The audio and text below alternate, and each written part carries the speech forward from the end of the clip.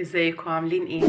النهارده بقى هنعمل حاجه حلوه سريعه، طعمها حلو جدا جدا ومش تاخد معانا وقت خالص. فيلا بينا نبدا.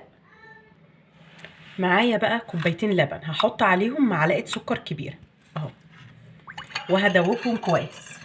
انا اللبن دقت سكره فحسيت ان هو محتاج معلقه كمان، فحطيت كده لكل كوبايه لبن معلقه سكر. دلوقتي بقى معايا توست. التوست ده هنزله في اللبن كده،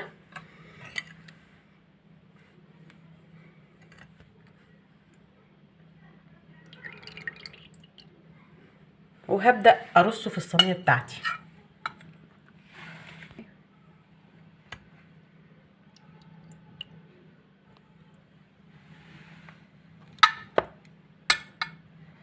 طبعا بقى زي ما انت شايفة انا دلوقتي التوست، طبعا الصينية بتاعتي خدت 2 توست معدولين كده، والباقي قطعتهم وحطيتهم برضو في اللبن ورصته.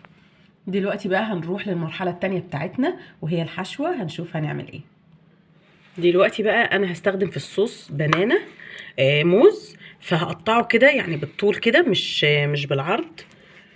وفي صوص تاني انا هستخدمه معاه، صوص مستخدماه في البانكيك بعمله، بحبه قوي، صوص ابيض حلو قوي قوي قوي. هيعجبكم طعمه جدا.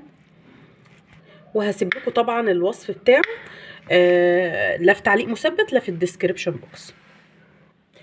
دلوقتي بقى هحط طبقة الصوص اللي انا قلت لكم عليها. انا مش متقلاها قوي.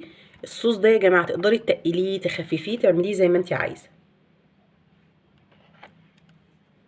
هوزعها بقى دلوقتي، بس مش هجيب قوي قوي قوي للحروف، يعني مش طلعها للحرف قوي كده.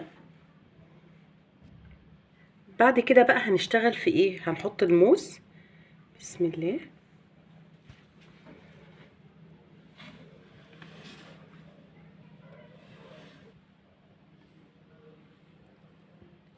دلوقتي بقى هنزل برضو بطبقة صوص كده، اغطي الموز بتاعنا كويس. هكمل الطبقة التانية. انا طبعا مقطعة زي ما انتم شايفين، خلاص عرفت بقى ان الرصة بتاعتي بتحتاج عدد معين، فخلاص عرفت الصينية. خلصنا اهو الطبقه الاخيره. هحط بقى برضو من الصوص الابيض. انا مولعه الفرن على درجه 180، هحطه على السلك مجرد بس كده التوست بتاعي يشرب اللبن والدنيا تبقى الميكس كويس. وبعد كده هنطلعه، وممكن نديلها وش من فوق هتبقى لذيذه برضو. خلاص كده زي ما انتم شايفين انا عدلتها بالسباتولا من فوق. دلوقتي بقى انا مشغله الفرن اوريدي، فهدخلها وهنشوف شكلها بعد ما تطلع باذن الله. دلوقتي بقى خلاص طلعت من الفرن، حلوه شكلها حلو وريحتها تحفه جدا. انا طبعا زي ما قلت لكم قبل كده كنت مشغله الفرن على درجه 180، وكنت حاطاها على السلك. بعد ما مر حوالي 15 دقيقه، يعني 12 15 دقيقه، يعني ما عديناش ال 15 دقيقه. شغلت بقى الجريل واديتها لون من فوق، وخدت اللون وبقت شكلها تحفه كده.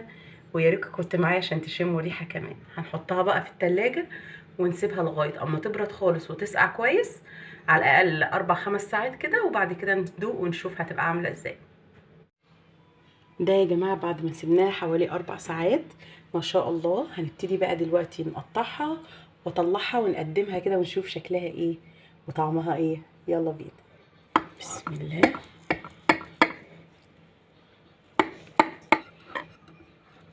بسم الله.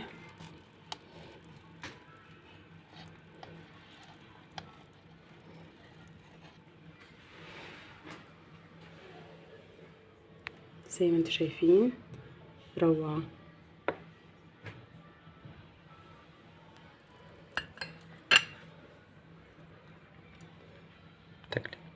هنبدأ بقى ندوق مع بعض كده ونشوف. بسم الله.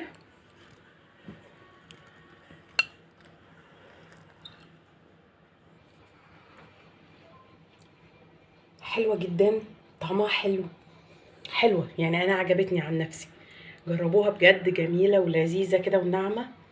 تجربة جميلة جدا وطعمها حلو. انا اول مرة اجربها، يا ريت بقى انتوا كمان تجربوها، هي عجبتني. فكرة لذيذة وسهلة وحلوة. يا ريت تجربوها كده وتقولوا لي ارائكم. وما تنسونيش بقى من اللايك والشير والسبسكرايب وتفعلوا زر الجرس، واشوفكم في فيديوهات كتير جايه. باي باي.